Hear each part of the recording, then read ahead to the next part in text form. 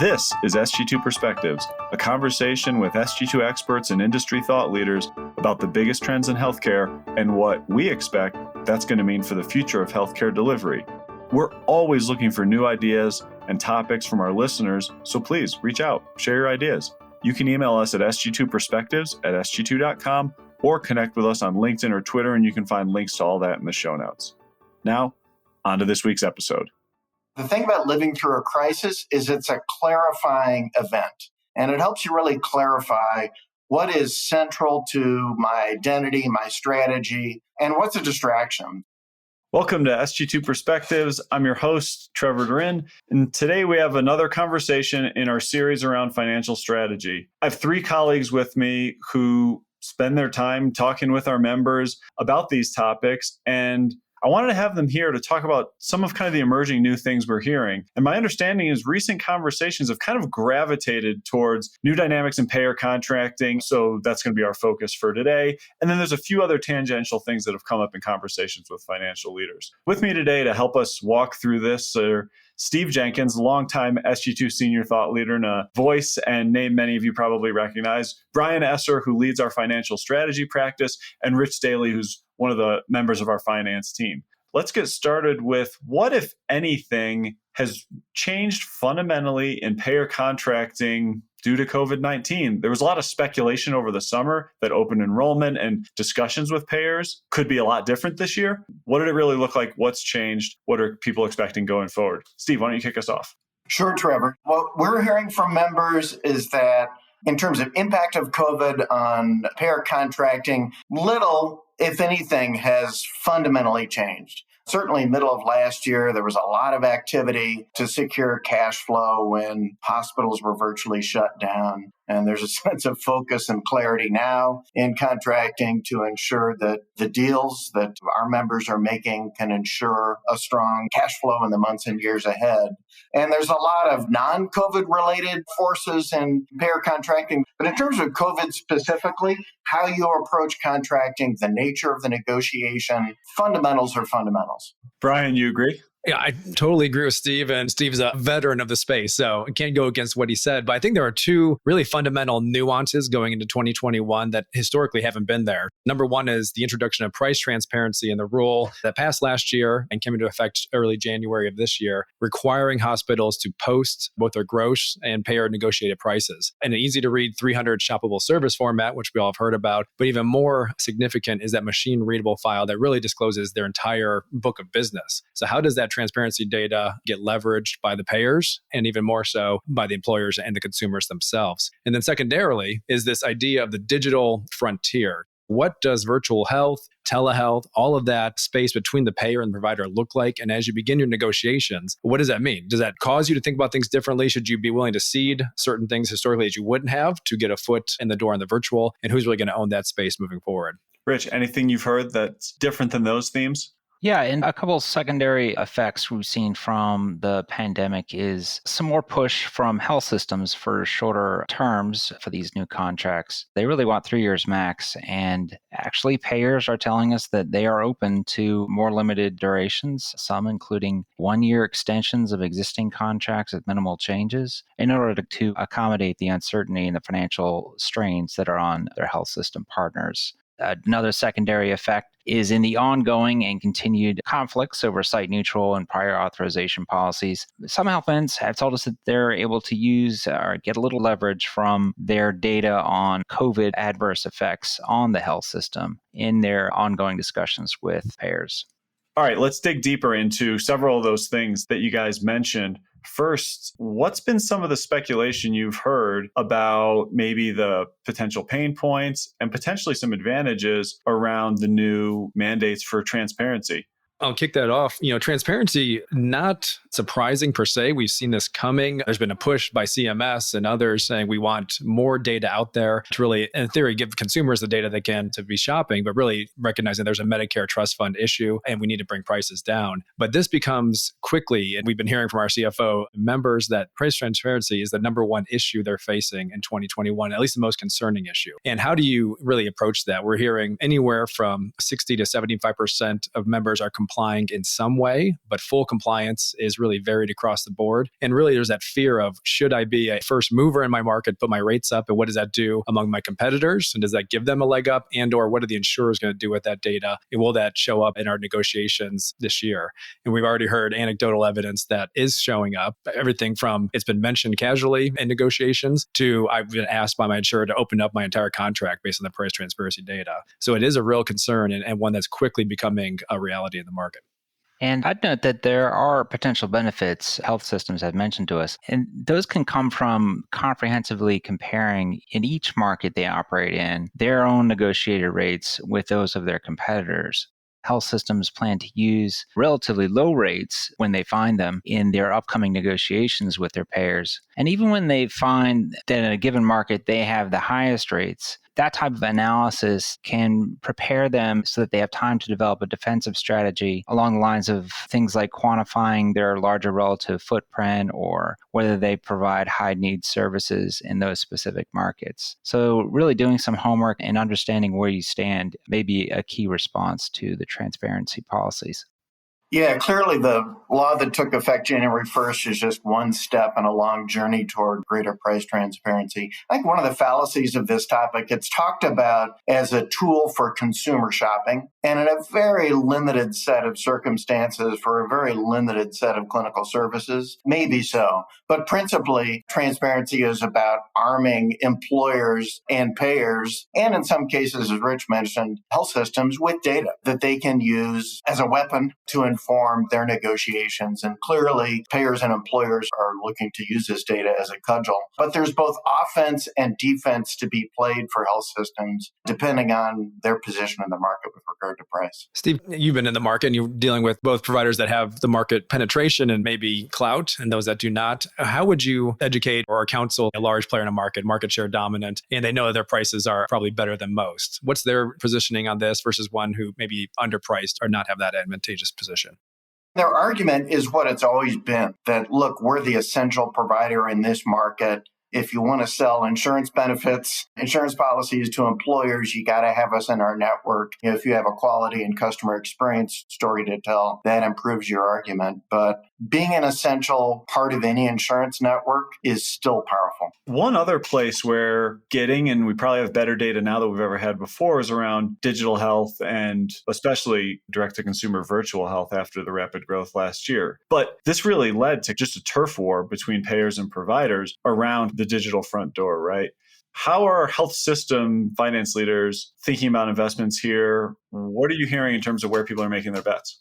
It really depends on the health system. We're finding strategies all over the place. In terms of the two main categories of how do you either use it to increase revenue or control costs, we're finding some demonstrated success in both areas. For instance, there was a health system that developed during the pandemic a browser-based application that integrated its enterprise scheduling system and EHR.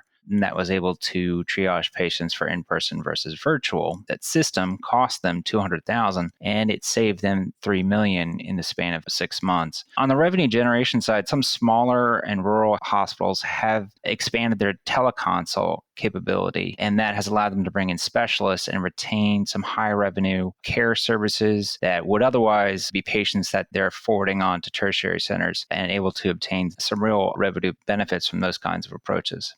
And specifically with regard to payer contracting, there's a lot of concern that insurers are going to pull back reimbursement for digital encounters. In many cases, that's already happened. I think there's a real opportunity, though. We had this unique experiment in the middle of 2020 where we opened up the gates and had this tremendous groundswell of new digital encounters. I think there's an opportunity to engage our payer partners, share with them the data about how we use digital health, where did it work, where did it not work, from a clinical point of view, or did it replace an in-person encounter, or maybe was it duplicative? Obviously, they're concerned about overutilization. Maybe you need to have that conversation at a different level. So maybe it's not a negotiator-to-negotiator conversation, payer and provider, but I think there's a real opportunity there. Yeah. And building on those opportunities, because we hear obviously concerns about fraud and abuse within virtual, and are we duplicating visits, or is this really an individual unique visit that is necessary and appropriate? But there are areas of partnership, at least on the payer side. They're interested in rural access and other areas like that where they know that they can't serve their populations effectively and they want to partner with provider to reach out to different cohorts of population. So that's a different way to think through it.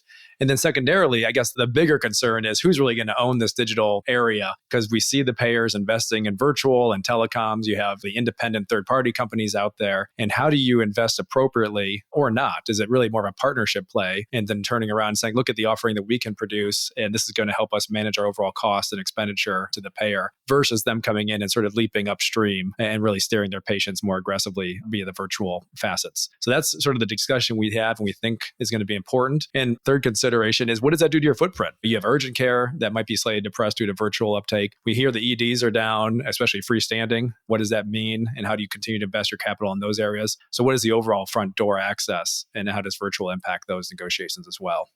Around physician group strategy. Last spring, last summer, we were speculating and we heard others speculating that more groups would be in financial distress and probably the calculation about remaining independent would change. It's March now. I haven't heard a huge wave of provider acquisitions by health systems. I've kind of heard the opposite, that health systems are changing their thinking about that. What are you hearing, Brian? It seems like there was enough funding from the government through 2020 to keep majority of systems and provider groups, at least in business.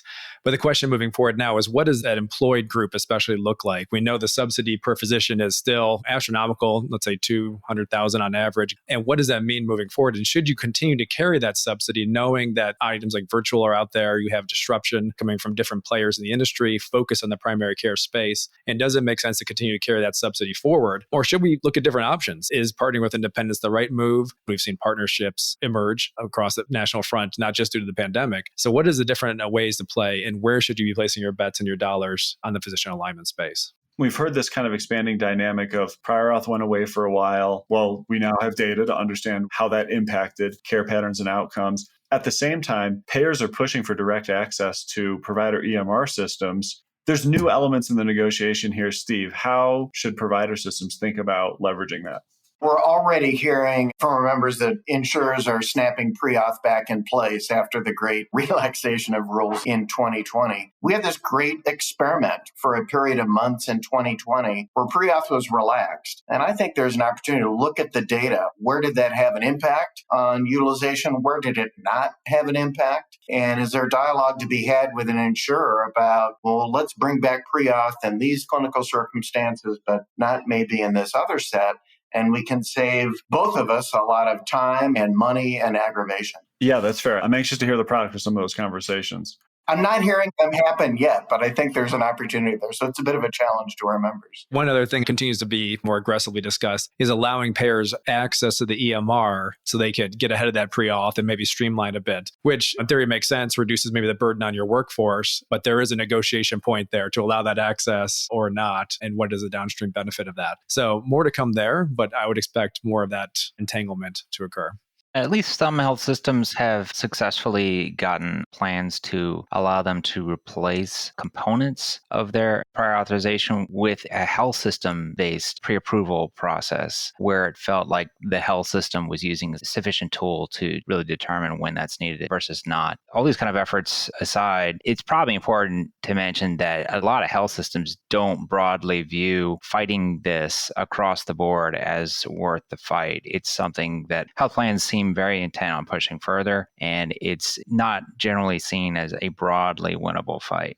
That's a good way to frame it, Rich. That makes a lot of sense. I'm going to come back to you with another emerging area of concern. The ACA subsidies could change how both employers and individuals think about those products, and it could change the payer mix somewhat substantially as people shift into now more viable ACA products. Talk about what kind of the national projections are and how local systems are thinking about the impact. Right. There's a lot of hope around the effects of the emerging legislation on this that will increase subsidies and expand them to a larger share of the population. The reality check on this can be found in the Congressional Budget Office's projections on the effect of this expanded ACA marketplace spending. The CBO finds that 1.3 million fewer uninsured would result, 300,000 fewer with non-group coverage purchased outside of the marketplaces, and 100,000 fewer with employment employment-based coverage. It's important that CBO expects a limited effect on employer-based coverage because these subsidies are temporary. They expire at the end of 2022. CBO expects the result will be that a lot of employers are not going to look to move their employees to ACA marketplace coverage in favor of offering their own insurance. So those caveats need to be understood to understand the effect of this policy change, both on employer coverage and on the patients health systems are expecting to see. Yeah, markets hate uncertainty, and this provision has an 18-month time bomb built into it. And who knows who's in charge of Congress in 2023. I also feel like it's tough to expect employer benefit and HR departments to understand the nuance here and really see if there's an opportunity to move into a group ACA product, especially like you said, for a short term. So this episode is called Stories from the Field. Naturally, the stories aren't going to necessarily weave together perfectly, but I'll force you guys to try to do that. Weave a few of these pieces together. What does this all mean? In the introduction, you agreed not much has fundamentally changed, but I do hear several new pieces that weren't top of mind in conversations with payers this time last year. Steve, what does this all mean? The last year, we've all been heads down, right? We've lived through a crisis. We've all been heads down by necessity. And the result of all that focus is incredible, right? Lives saved, institutional muscle built, esprit de corps within our clinical teams. Our clinical teams are also exhausted and inwardly focused. Right now is the time to kind of raise your gaze again. Look out. What are the forces shaping your market, your environment in the months and years ahead? The thing about living through a crisis is it's a clarifying event. And it helps you really clarify what is central to my identity, my strategy, and what's a distraction. We would encourage you to have a dialogue with your leadership team, your board about what do we double down on and what are those distractions? What's sucking our time and capital that we need to put aside? Steve's absolutely right. As you think about the things we've hit on between price transparency, prior auth, and maybe site neutrality, virtual, is this overall compression and push towards the ambulatory space and just need to rein in costs. You know, SG2 called the shift towards ambulatory years ago, if not 10 years ago, but it's really going to hit full force this year and really gain that momentum because the patients don't want to show up at your acute care sites. They're still hesitant due to COVID. You know, they don't necessarily want to go to the freestanding ED or urgent care. They want to access the care where they want and pay the price that they feel is appropriate. So that kind of push towards ambulatory and overall compression of revenue will continue. And that pivot must really be in your strategy of the next 3 to 5 years. And I'd also highlight the transparency push really has emerged this year as a long-term issue. The broad expectation among payers and providers is, despite the saber rattling from CMS and incoming HHS Secretary Javier Becerra, that they're going to be pushing hard on this and maybe looking at more penalties. It's broadly seen as this is going to be rolling out over years. It'll have a cumulative effect as its transparency from organizations increases, and it's increasingly used by health systems and third-party vendors to roll it in and disperse it widely to both employer and commercial payers and secondarily to the actual patients. It's important to lay the groundwork and prepare for an ongoing and expanded role and effect on this so health systems can maximize their position as it continues to roll out. Well, thanks to all three of you. We covered a lot of ground, and I'm trying to ask you to come up with a perspective on emerging trends on the fly here. So I appreciate your thoughtful judgment and managing your expectations and tempering what could be seen as huge new trends. So thanks for being realistic about what these could mean and how provider systems can try to react. This has been another episode of SG2 Perspectives. If you like what you are hearing, please subscribe and don't forget to rate and review. We'd love to hear from you. Please connect with us on LinkedIn or Twitter at SG2 Healthcare. You can also reach us via email at sg2perspectives@sg2.com. Reach out and let us know what healthcare trends are most important to you. Please also listen and subscribe to our colleague, Dr. Tom Villanueva's Modern Practice podcast on Vizient's Medical Leadership channel. Tom discusses key healthcare trends through the clinical leadership lens. You can find it wherever you listen to podcasts. Thank you for listening.